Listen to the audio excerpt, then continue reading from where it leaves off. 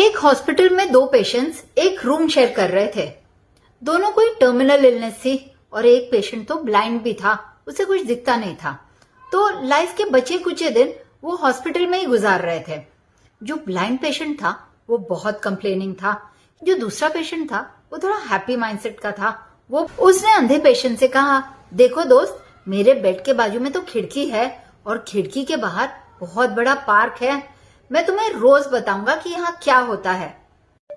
अभी रोज दोपहर को खिड़की वाला पेशेंट अंधे पेशेंट को बताने लग गया कि पार्क में क्या क्या एक्टिविटीज होती थी, कितने बच्चे आते थे, बच्चे क्या क्या गेम्स खेलते थे, बलून वाला आ रहा है, पॉपकॉर्न आ रहा है, आइसक्रीम वाला आ रहा है। अंधा पेशेंट ये बातें सुनता और आंखें बंद करके ये सब विजुअल्स को एक्सपीरियंस करने की कोशिश करके बहुत खुश होता।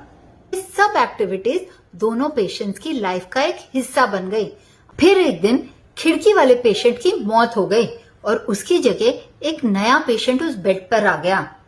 2-3 दिन की दोस्ती के बाद अंधे पेशेंट ने उसे बताया कि कैसे उसी बेड पर पहले उसका फ्रेंड था जो रोज खिड़की के बाहर देखकर उसे पार्क के बारे में सब किस्से सुनाया करता था।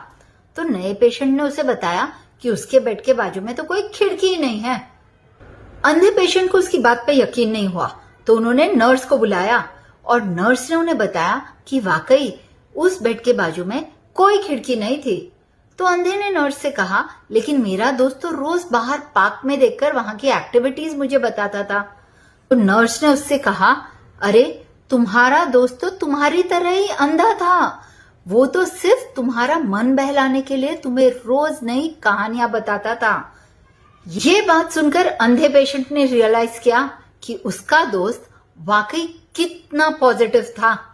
उसने अपनी खुद की लिमिटेशन ओवरकम करके ना ही खुद को पॉजिटिव रखा, लेकिन अपने आसपास भी खुशियां फैलाई।